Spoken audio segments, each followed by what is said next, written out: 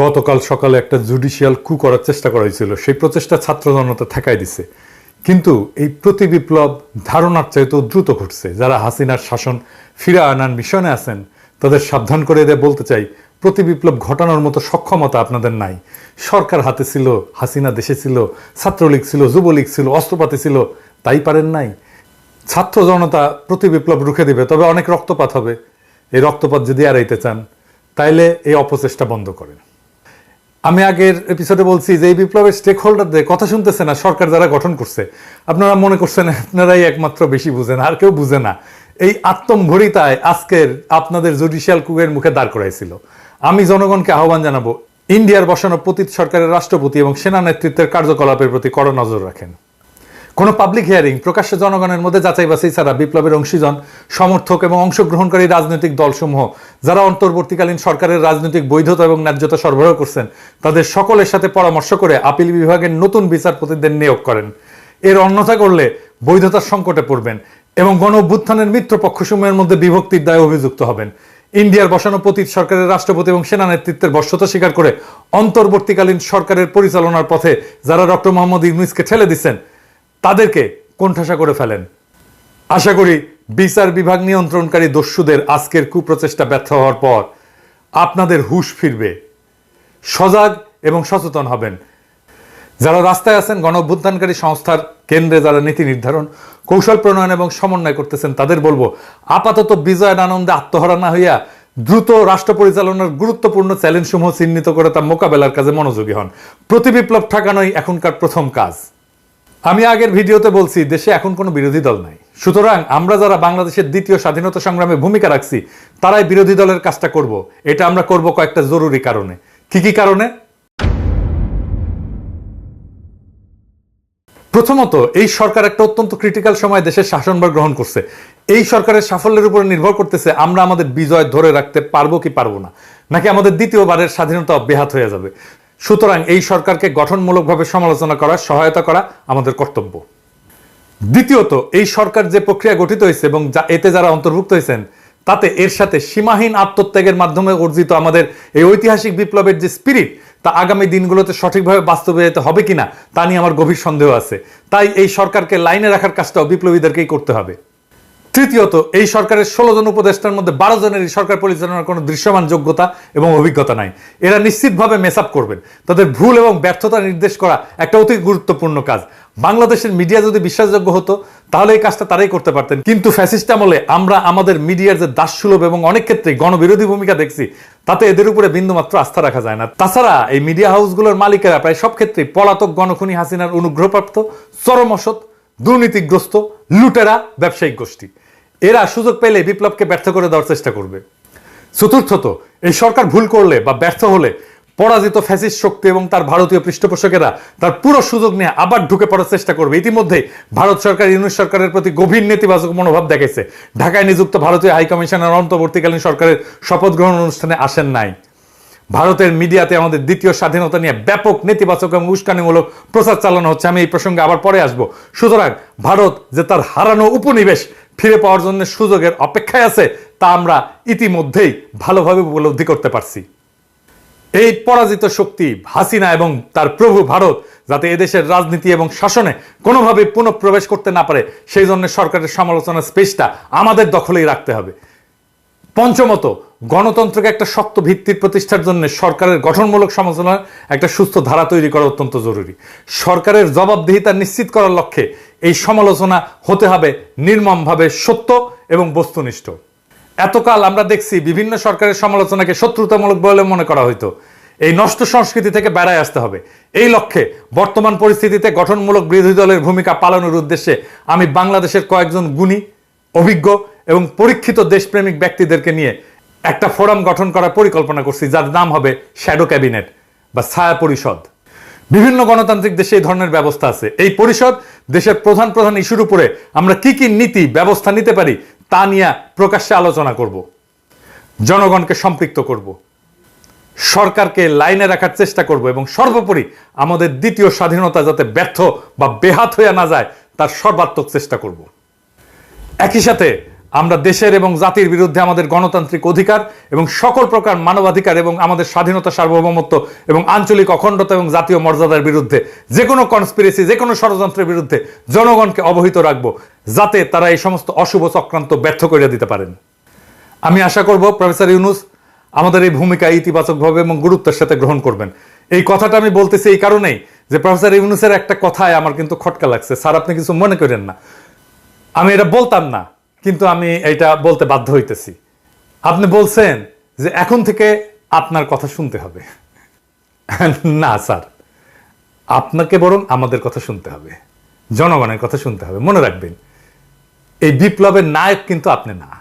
আমরা যা বলবো সেটা সত্যি ভেবেই বলবো। আপনি প্রথমে এয়ারপোর্টে এই কথা বলছেন, কিন্তু আমার কথা শুনতে হবে, এটা স্বৈরাচারের কণ্ঠস্বর স্যার। আমরা এটা নিয়ে সঙ্গত কারণে কথা বলিনি, কিন্তু এইটা ভাবেন না স্যার যে আমরা এটা লক্ষ্য করিনি। আমরা লক্ষ্য করছি এবং নোট রাখছি। এই বিপ্লবের ফসল যাতে লুট হইয়া না যায়, আমাদের দ্বিতীয় স্বাধীনতা যেন আবার বিদেশিদের পায়ে বিসর্জিত না হয়, তার জন্য আমরা আমাদের জবান খোলা রাখবো। দেশ কিন্তু গ্রামীণ ব্যাংক না স্যার, আর আপনি কিন্তু দেশের এমডি না স্যার। হ্যাঁ, যাই হোক, আপনাকে এবং আপনার সরকারকে আমাদের কথা শুনতেই হবে। আমাকে কিঞ্চিত এটা রূঢ়ভাবে বলতে হইল, কারণ এটা শুধু আপনি বলেননি, এক উপদেষ্টা দায়িত্ব নিতে না নিতেই বললেন কঠিন এবং বিব্রতকর প্রশ্ন করবেন না।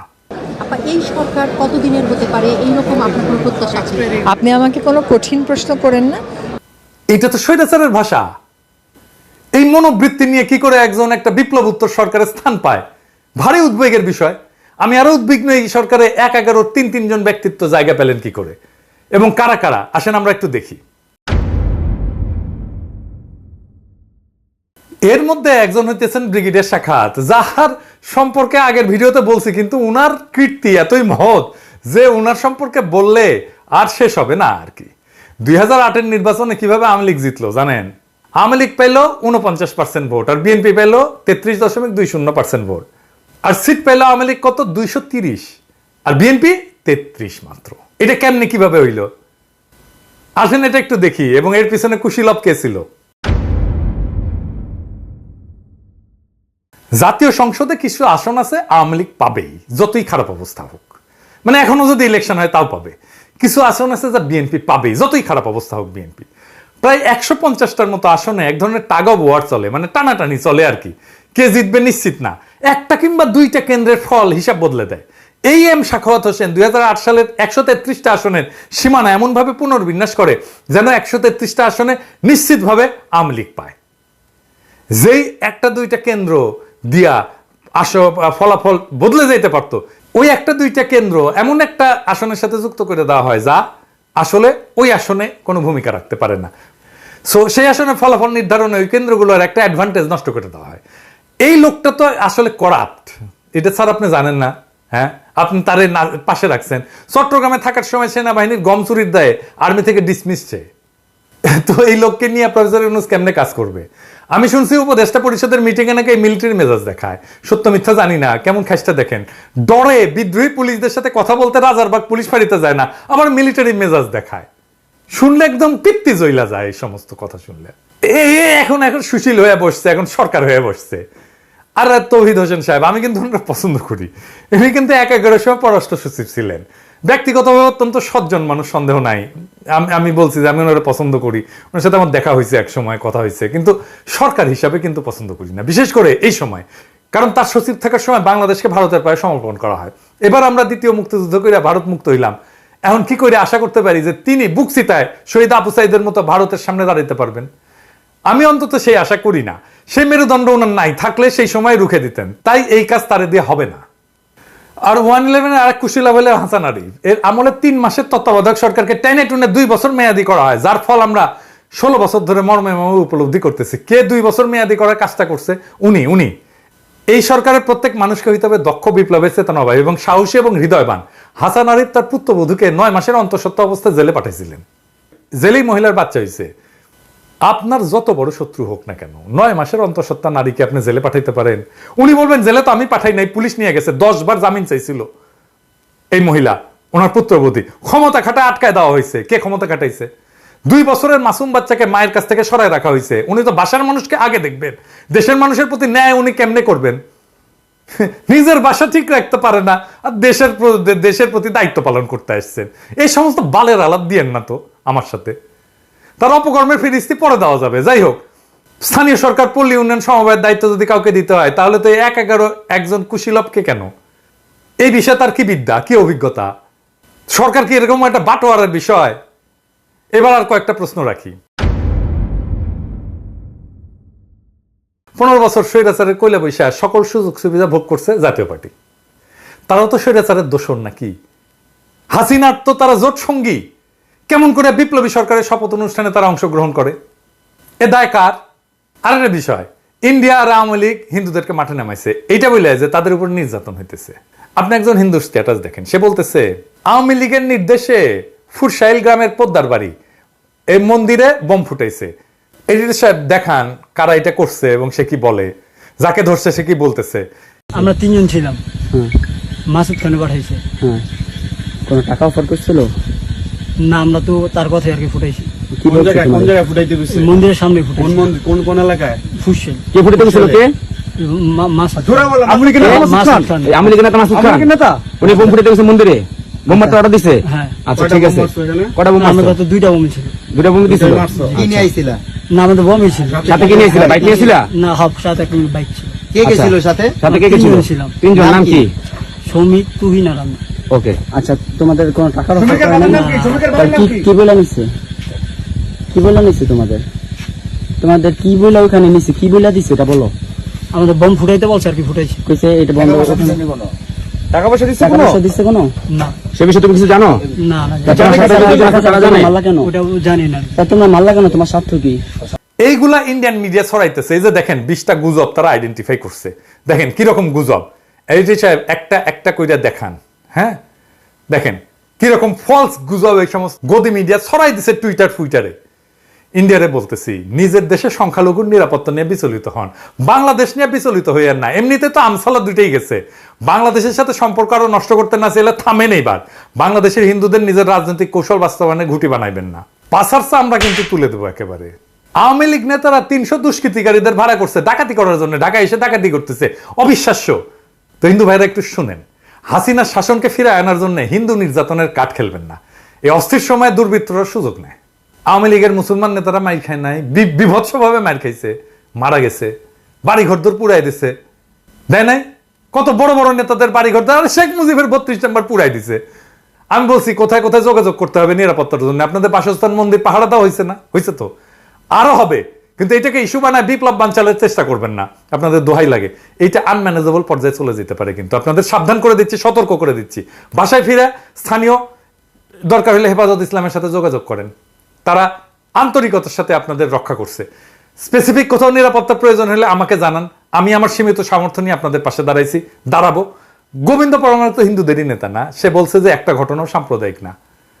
তারা আক্রান্ত হয়েছে কারণ তারা আওয়ামী লীগ করতো। এখন ধরেন পঙ্কজ দেবনাথ যদি ডলা খায়, তাই তো বলতে পারেন না সে যে হিন্দু জন্য ডলা খাইছে। আওয়ামী লীগ যে নির্যাতন চালাইছে গত 15 বছর সারা বাংলাদেশের মানুষের উপরে, সেটার একটা প্রতিক্রিয়া হবে না? হবে তো। পঙ্কজ দেবনাথ ডলা খায় কারণ সে আওয়ামী লীগ, এইটার জন্য না যে সে হিন্দু। এটা হিন্দু মুসলমান উভয়ের ক্ষেত্রেই হবে। আপনি হিন্দু পরিচয় নিয়ে সুরক্ষা চান কেন? আপনি তো স্বার্থপর কেন? আওয়ামী লীগ করে যে মুসলমান, সে কি পরিচয়ে সুরক্ষা পাবে? তার বাড়ি ঘরদোর গেছে না? আওয়ামী লীগের কোন নেতার বাড়ি অক্ষত আছে আমাকে বলেন তো? জেলা পর্যায়ের নেতা বাড়ি পর্যন্ত অক্ষত নাই। আরে শেখ মুজিবের 32 নম্বর ধ্বংস হয়ে গেছে, হাসিনার গণভবন ধ্বংস হয়ে গেছে। তো হাসিনার পতন হয়েছে তো, তাই না? হাসিনা পতনের পরেও যে আপনারা বাংলাদেশের হিন্দুরা শান্তিপ্রিয়ভাবে বাধাহীনভাবে ব্যাপক জমায়েত এবং মিছিল করতে পারছেন বিভিন্ন জেলায় কোনো ধরনের বাধা ছাড়া, তাতে কি প্রমাণ হয় না যে আপনারা ভালো আছেন? আপনার নেত্রী হাসিনা আমাদের করতে দিছে? দেয় নাই তো। ফাইনালি গোপালগঞ্জে আর্মির উপরে হামলা করছে গোপালীরা, এটা নিয়ে একটু আলাপ করি। এই একটা জায়গায় আছে হাসিনার হয়ে গুন্ডামি করার জন্য অবশিষ্ট। মানে এই যে ব্রুট ফোর্স, এটা অ্যাপ্লাই না করে সহজেই গোপালী ঝামেলা ট্যাকেল করা যায়। এই কৌশল সব জায়গাতেই প্রয়োগ করতে পারবেন। গোপালগঞ্জের সাপ্লাই চেইন এটা কেটে দেবেন। সেনাবাহিনীকে বলতেছে, এটা খুব সিম্পল মিলিটারি স্ট্র্যাটেজি। সরকারি কর্মচারীদের উইথড্র করেন, বিদ্যুৎ লাইন বিচ্ছিন্ন করেন, গ্যাসের লাইন থাকলে বিচ্ছিন্ন করেন, পানি সরবরাহ হবে না, গ্রামের সাথে সংযোগ বিচ্ছিন্ন করে দেন, রেডিওতে শান্তিপ্রিয় জনগণকে শহর ত্যাগ করতে বলেন, মাইক্রোফোনে বলেন, দরকার হলে লিফলেট ছাড়েন, তারপরে অভিযান চালান, বিনা রক্তপাতে ঠান্ডা হয়ে যাবে। হাসিনা এবং জয়ের এই শয়তানি বন্ধ করতে হবে। কি কৌশলে? আসেন এটা আলাপ করি। ভারতকে, হাসিনাকে বহিষ্কার করতে হবে। একজন গণহত্যাকারীকে ভারত আশ্রয় দিতে পারবে না। ভারতের সাথে আমাদের আরো অনেক ফয়সালা আছে। ভারতকে বলতে হবে ঢাকার হাইকোর্টের সামনে থেকে অপহৃত সুখরঞ্জন মালিক কিভাবে ভারতের জেলে যায়, বিএনপি নেতা সালাউদ্দিন কিভাবে ঢাকা থেকে গুম হয়ে সিমলায় আবিষ্কৃত হয়। সরকারকে কূটনৈতিক চ্যানেলে এই প্রশ্ন ছুড়ে দিতে হবে ভারতকে। ভারতকে শান্তিতে থাকতে দিবেন না। ভারতকে শান্তিতে থাকতে দিবেন তো শেখ শয়তানি কন্টিনিউ করবে। জাতিসংঘে অভিযোগ দিতে হবে বাংলাদেশের রাজনীতিতে কেন হস্তক্ষেপ করছে ভারত। প্রমাণ আছে তো। ভারতের সাথে সমস্ত চুক্তি প্রকাশিত করতে হবে। যে চুক্তিগুলো বাতিলযোগ্য সেইগুলো অবিলম্বে বাতিল করার জন্য সরকারকে ব্যবস্থা নিতে হবে। জব পারমিট ছাড়া যারা বাংলাদেশে কাজ করতেছে ভারতীয়, তাদেরকে গ্রেপ্তার করতে হবে। এভার কেয়ার সহ যে সমস্ত হাসপাতালে ইন্ডিয়ান ডাক্তার আছে তাদেরকে তাড়াইতে হবে এবং গ্রেপ্তার করতে হবে, কারণ তারা আইন ভাঙছে। আইন কিভাবে ভাঙছে আসেন বলে দিচ্ছি। বাংলাদেশের আইন অনুসারে বিদেশি ডাক্তার টেম্পোরারি রেজিস্ট্রেশন পায়, কিন্তু রুগী দেখতে পারবে না। একটা ক্ষেত্রে পারবে, যদি স্থানীয় ডাক্তারকে প্রশিক্ষণ দেয়। এরা প্রশিক্ষণের কথা বলে ধুমসে রুগী দেখতেছে, এটা তো কোনো প্রশিক্ষণ দিচ্ছে না, তাই না? বসে রুগী দেখতেছে, এটা পারে না, এটা আইন বিরুদ্ধ কাজ। এই আইন বিরুদ্ধ কাজ করার জন্য এদের প্রত্যেককে গ্রেপ্তার করতে হবে। হাসিনারে শান্তিতে থাকতে দিচ্ছেন জন্য সে শয়তানি করতেছে। হাসিনার বিরুদ্ধে আইসিসিতে আয়নাঘর নিয়ে এখনই মামলা করেন। আর এই আন্দোলনের সময় যে গণহত্যা হয়েছে তার তদন্তের জন্য জাতিসংঘকে আহ্বান জানায়।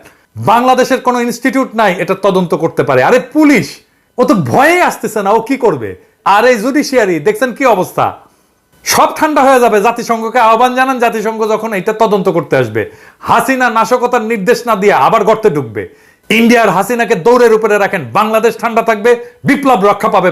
প্রতি বিপ্লব করা একদম হান্দায় দেওয়া হবে। ইনকিলাব জিন্দাবাদ।